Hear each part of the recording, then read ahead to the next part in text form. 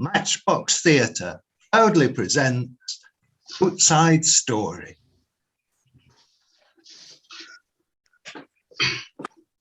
So, provided the scheme to build low-cost weekend housing on the estate is accepted by the local planning authority, it looks as though the cherry orchard itself has been saved from the axe.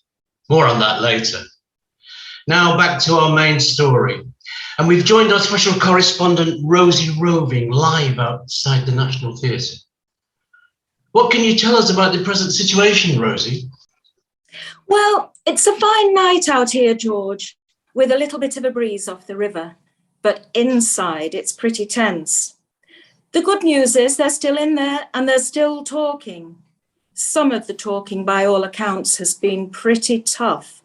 Hamlet himself, I gather, has not pulled his punches. It's been a long evening. This is the feeling here. And it's going to go on for quite a bit longer yet. Any developments in the situation since we last talked to you? Yes, George. In the last act, there's been some sort of showdown. I don't think that's too strong a word. Between Hamlet and the king. We don't know exactly what was said.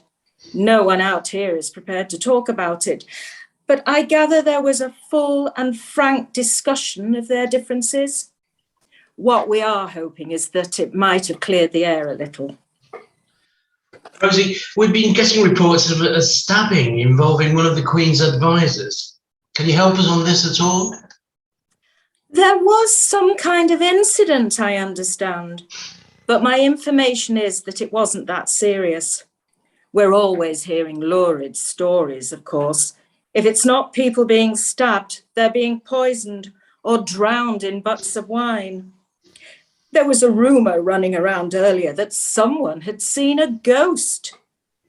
I think one has to keep a sense of proportion. Any sign of improvement in relations between Hamlet and the king? It's too early to tell. But I was talking to someone who was inside the theatre in the last half hour or so, and he said there were plans at court for a bit of a family get-together, which I must think it must be a good sign. I understand it involves some sort of home theatricals.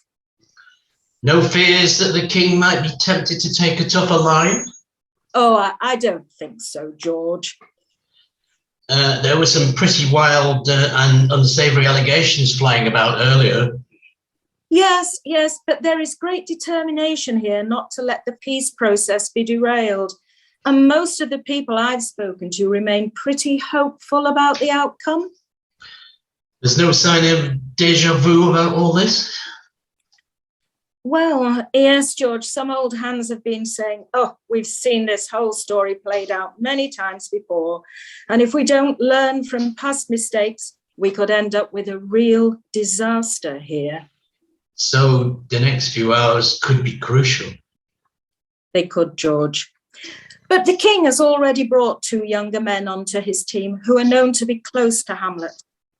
In a very clear gesture of conciliation, it may or not be significant that the prince is to make an official visit to England, which should help to take the steam out of the situation a little.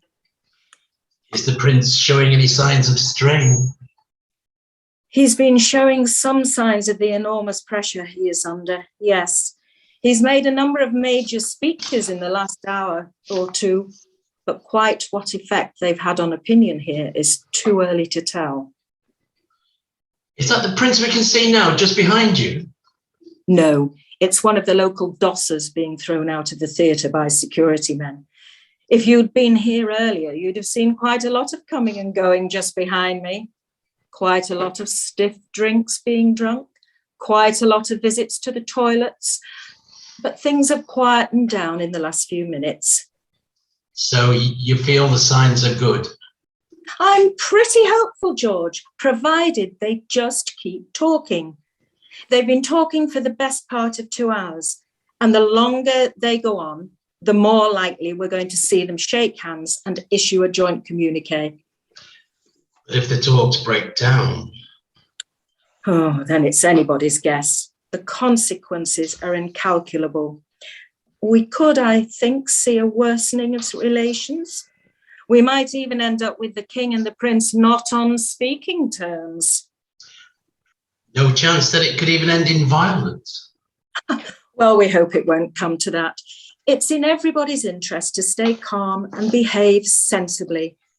They'll probably keep us all on tenterhooks until the last possible moment, but the smart money is on wedding bells before too long.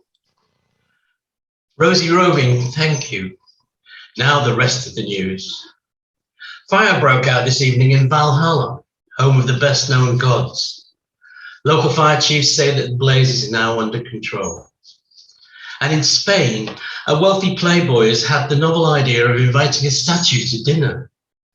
The statue duly turned up, and by all accounts, thoroughly enjoyed its evening out. That's it for now. Have a good weekend.